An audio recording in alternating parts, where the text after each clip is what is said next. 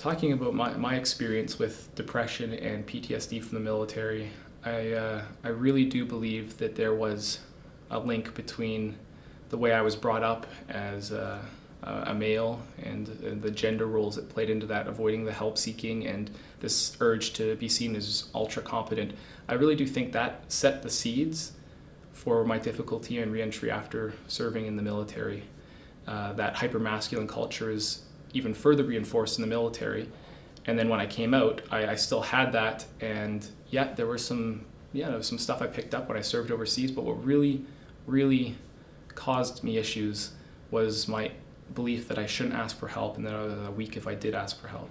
So I really think that, as a society, we need to shift that gendered socialization piece, because it's not just about the hard stuff soldiers see, and it's not just about hard stuff other people see, but it's the inability to actually process or deal with it.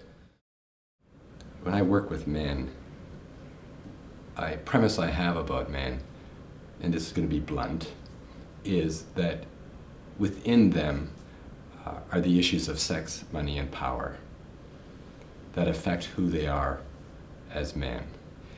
It's my sense that we're all males. What we do with being male is what defines us as men. And in that context, we need to look at sex, which has to do with relationships, money, which has to do with our economic well-being, and power, which has to do with how can we influence change in the world. And men want to influence change, whether it's helping somebody change a tire or whether it's more grandiose in terms of the scheme of things. So what I work toward is getting men to appreciate and understand that about themselves, and that if there's one of those areas that's hurting or not quite where they want to be, most men function well in terms of who they are and how they feel in the world. If there's all three areas that they feel less than, they'll likely begin to feel depressed. So then just helping them understand what all of that means, and that none of those features are entities unto themselves, but they all are also related. In terms of working with men, it's really helpful to think of them as a culture. And if you look at gender cultures, there's a feminine, masculine culture, which there's a range, but in this society, there's a dominant masculine kind of culture. And if you think culture that way, then you've got to think, how would you enter a culture? You'd enter a culture being sensitive to that culture, not pathologizing it or saying, they're deficit-based or whatever. You'd say, okay, in this culture, a lot of male socialization teaches boys to men to communicate through actions, acting out a lot, doing things. Sport's a good example, building things.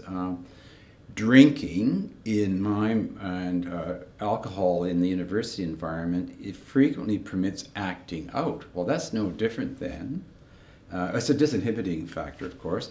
I think it's an attempt to medicate, in a way, an emotional constriction that many of them have. And so that becomes a mode of expressing. That's the first thing I want to say. Second thing, if you consider them a culture, working with men in my case, we never ask them, do they need help? Because they're always, quote, self-sufficient. I don't need help, mate. I'm fine the way I am. Then we say, well, would you come to the center where other men are getting help to help them? Oh, yes, I'll be there. I'll come. I'm there to help other men. That's tied to masculine culture. A high value is to help, to be helpful.